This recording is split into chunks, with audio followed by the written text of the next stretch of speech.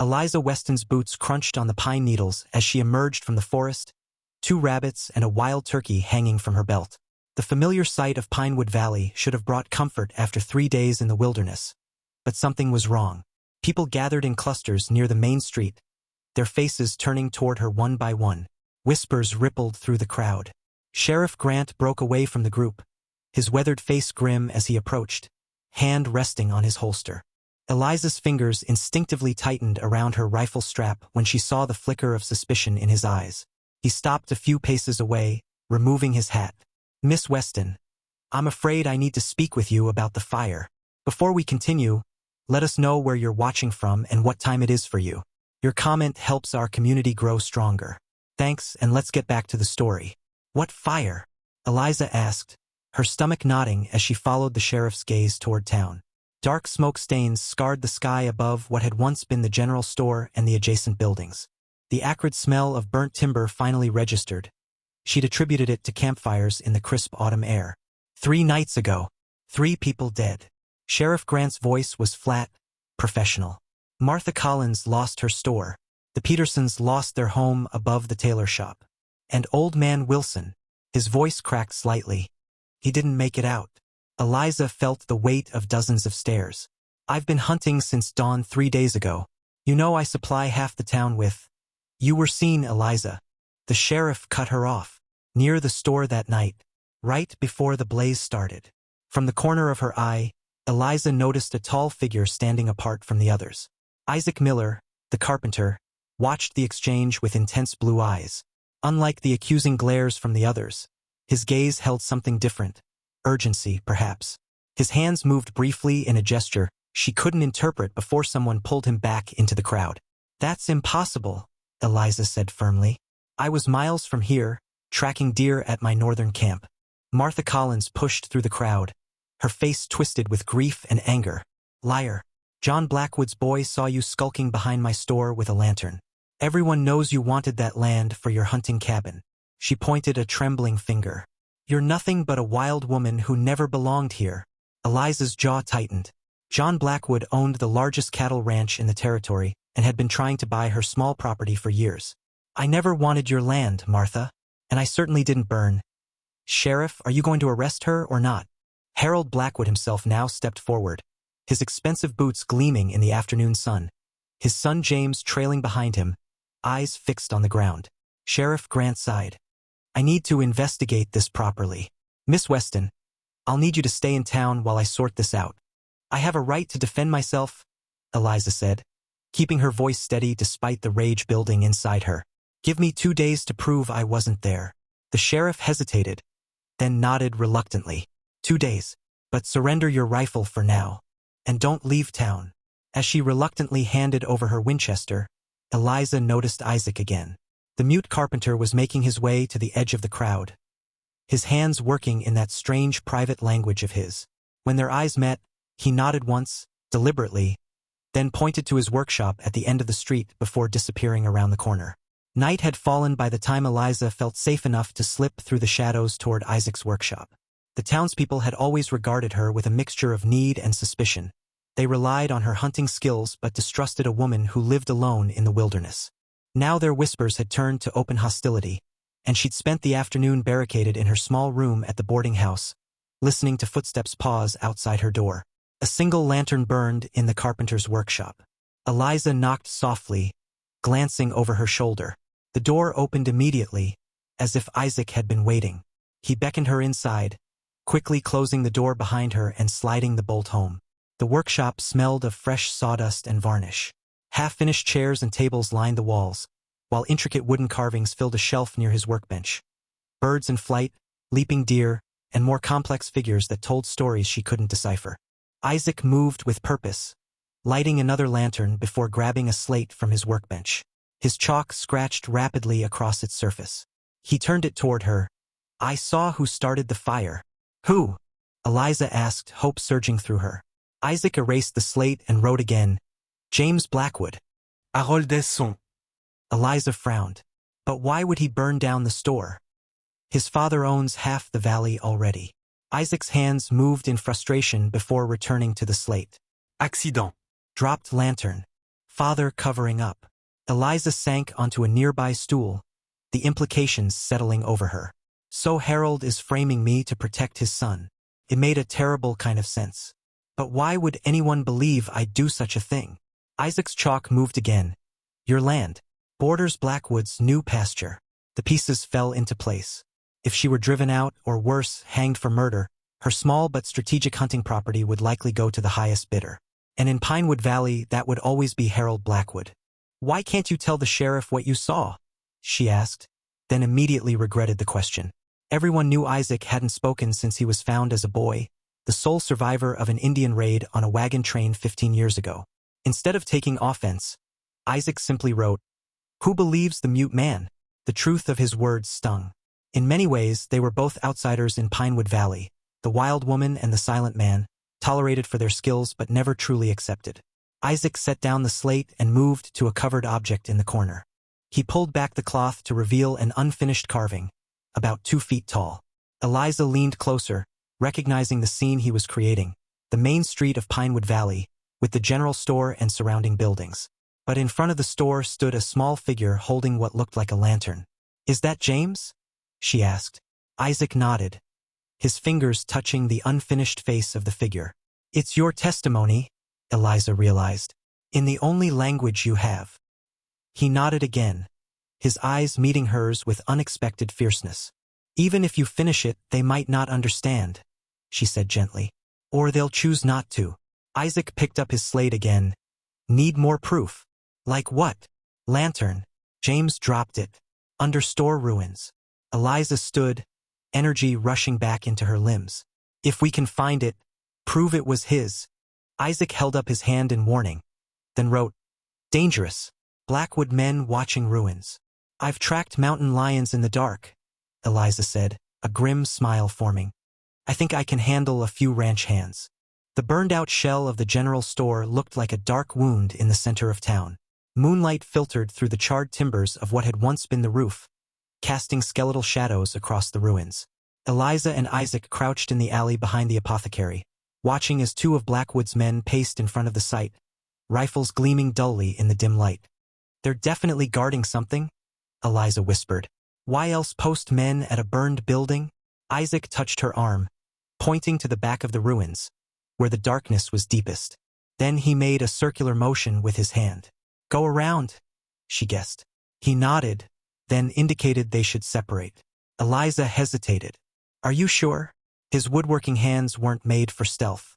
To her surprise, Isaac moved silently to the edge of the alley, then slipped into the shadows with practiced ease. For a man who couldn't speak, he certainly knew how to move quietly. Eliza waited until he had circled halfway around the ruins before making her own approach from the opposite direction.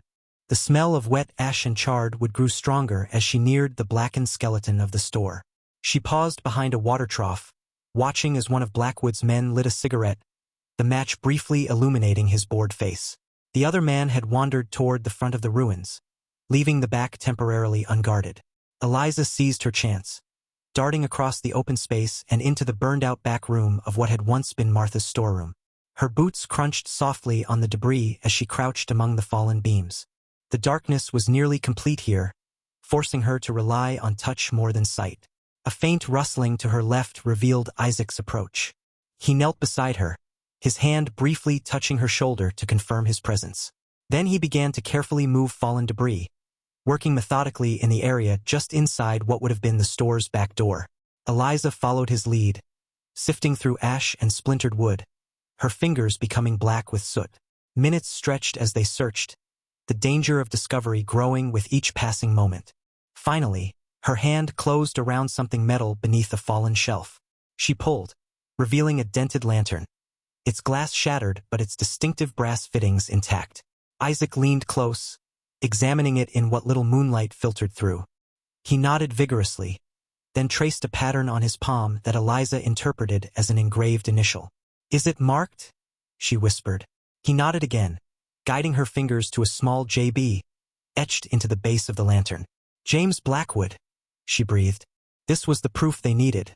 Not just Isaac's word against the Blackwoods, but physical evidence that James had been at the scene of the fire. A sudden beam of light cut through the darkness as one of the guards approached with a torch. "Who's there?" he called, his voice gruff with suspicion. Isaac pushed the lantern into Eliza's hands and then, to her shock, stood up in plain view of the guard. "Hey, it's the mute." The guard raised his torch higher. "What are you doing in there, boy?" Isaac made exaggerated gestures of searching through the rubble, then pointed to his workshop down the street. "Looking for salvage, are you?" The guard sounded skeptical but not alarmed. "Mr. Blackwood won't like that. Get on out of there before I have to run you in." Isaac nodded apologetically and began to make his way out of the ruins, deliberately making noise and drawing the guard's attention. Eliza seized the opportunity to slip away in the opposite direction, the lantern concealed beneath her hunting jacket. Back at Isaac's workshop, Eliza paced while Isaac examined the lantern more carefully in the light. "This proves James was there," she said. "But it doesn't prove he started the fire accidentally. The Blackwoods could still claim I stole his lantern, or that he dropped it trying to stop me." Isaac nodded grimly, understanding the problem. He picked up his slate. "Need James to confess." "How?" "Harold will never let anyone near him. He's probably got the boy locked up at the ranch by now." Isaac considered this, then wrote, "Dr. Ward." "The doctor?" Eliza frowned. "What about him?" "Treats James for burns." Eliza's eyes widened. "James was burned in the fire? That would explain why no one's seen him in town since it happened." She grabbed her jacket. "I need to talk to Dr. Ward." Isaac held up his hand, then wrote, "I go." Less suspicious.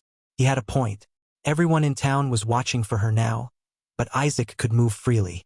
People were so accustomed to his silence that they often spoke freely around him, as if he weren't there. "All right," she agreed reluctantly. "But be careful. The Blackwoods have eyes everywhere." While Isaac went to find Dr. Ward, Eliza studied the wooden carving he'd been working on. The detail was remarkable. She could recognize each building on the main street, even the distinctive patterns of the storefront windows. The small figure with the lantern was still unfinished, but there was no mistaking the fine clothes and stance of James Blackwood. Isaac returned an hour later with Dr. Ward himself. The doctor looked troubled, removing his spectacles and wiping them nervously as he surveyed the lantern and the carving. "I shouldn't be here," he said finally. "Harold Blackwood could ruin me." "Did you treat James for burns?" Eliza asked directly. The doctor hesitated, then sighed. "Yes, second-degree burns on his right hand and forearm. He claimed he'd been helping brand cattle." "In the middle of the night?" "In October." Eliza raised an eyebrow. "I had my doubts," Dr. Ward admitted. "But questioning a Blackwood in this town." He shrugged helplessly. 3 people died in that fire," Eliza reminded him. "And Harold's trying to hang their deaths on me to protect his son and grab my land." Dr. Ward looked at the lantern with the incriminating initials, then at Isaac's detailed carving. "What do you need from me?" "Your testimony about James's injuries," Eliza said, "and help getting to him. I need him to confess." "That's impossible." The doctor shook his head. "Harold has the boy practically under guard at the ranch. No one sees him without the father present." "There must be some way," Eliza insisted. Dr. Ward thought for a moment. "Well, James is due to come in tomorrow for me to change his bandages. Harold usually waits outside. If you were already in my office." Isaac's hand shot out, grasping the doctor's arm urgently. He pointed to himself, then to the doctor's bag. "You want to come too?" Dr. Ward interpreted. Isaac nodded emphatically. "Good," Eliza said. "Between the 3 of us, maybe we can convince James to tell the truth." The following morning, Eliza slipped into Dr. Ward's office through the back entrance while it was still dark. She hid in the small room where the doctor kept his supplies, leaving the door slightly ajar so she could see into the examination room. Isaac arrived shortly after, carrying a small wooden box that he placed carefully on the doctor's desk. James Blackwood arrived precisely at 9, his father escorting him to the door of the doctor's office. "I'll be right out here, son," Harold Blackwood said, his voice carrying clearly through the doorway. "Don't let Ward poke at you too much." James entered alone, cradling his bandaged right arm. He was younger than Eliza had realized, barely 20, with his father's strong jaw but a gentler set to his mouth. His face was pale, with dark circles beneath his eyes suggesting sleepless nights. "Good morning, James." Dr. Ward greeted him with practiced calm. "Let's have a look at those burns." The doctor began unwrapping the bandages while Isaac stood quietly in the corner, apparently organizing the doctor's instruments. James barely glanced at him. Like most people in town, he was accustomed to the mute Carpenter's presence. "Healing nicely," Dr. Ward commented as the angry red flesh of James's arm and hand was revealed. "Though I must say, these don't look like branding burns to me." James tensed. "What do you mean?" "Branding burns are usually more concentrated, with a clear pattern." The doctor's voice remained conversational. "These look more like the burns one might get from a fire that flashes up suddenly. Perhaps from a lantern dropped in spilled coal oil." James's face drained of what little color it had. "I don't know what you're—" "We found your lantern, James." Eliza stepped out from the supply room. "The one with your initials." James jumped to his feet, his injured arm forgotten. "You, Pa said you were under suspicion for the fire you started." Eliza finished for him. "Yes, your father has been quite thorough in shifting the blame." "I didn't—" "It wasn't."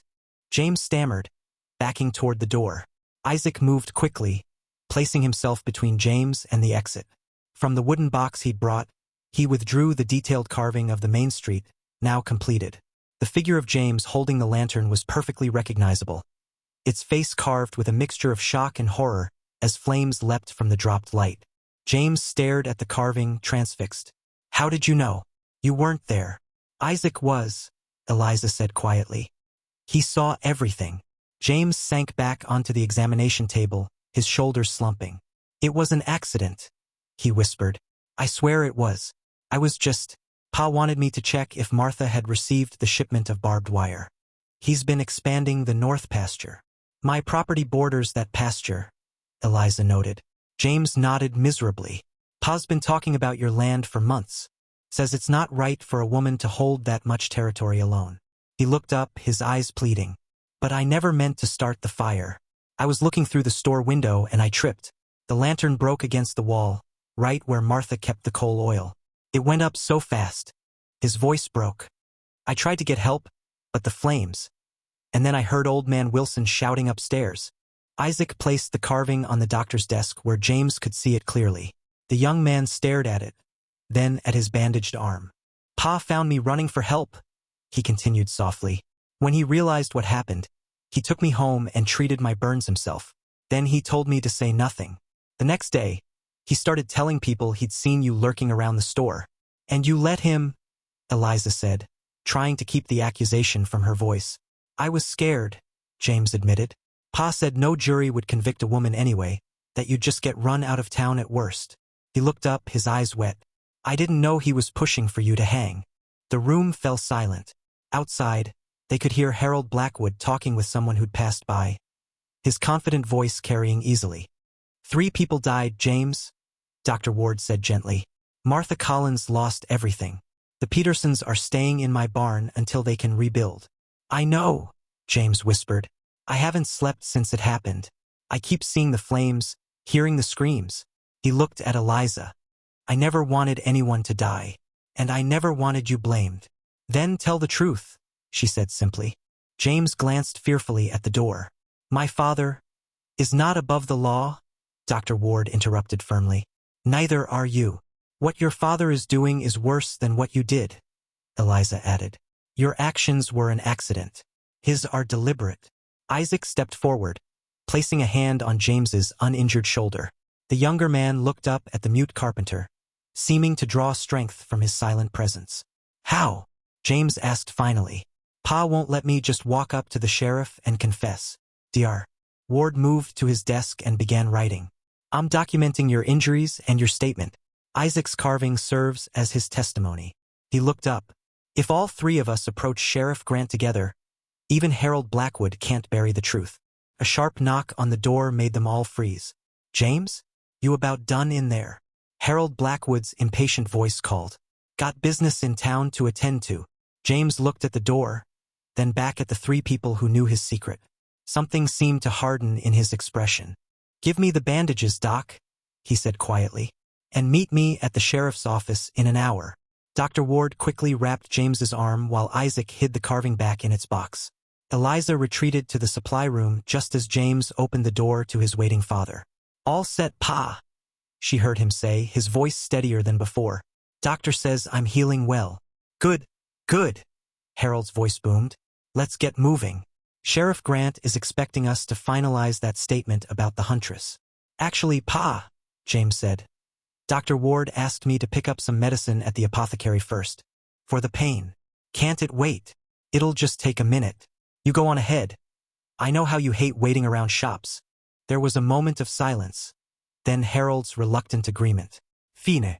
Don't dawdle. Meet me at the sheriff's office directly. They listened as the two sets of footsteps moved away, one heading up the street, the other down. He's giving us our chance, Eliza said, emerging from her hiding place. We should go separately, less likely to be noticed. Dr. Ward nodded. I'll take my documentation directly to Sheriff Grant. Isaac, you bring your carving. Eliza, you should bring the lantern. And if Harold tries to stop us? Eliza asked. He's just one man, the doctor said with more confidence than he probably felt. And the truth has 3 witnesses now. The walk to the sheriff's office was the longest of Eliza's life.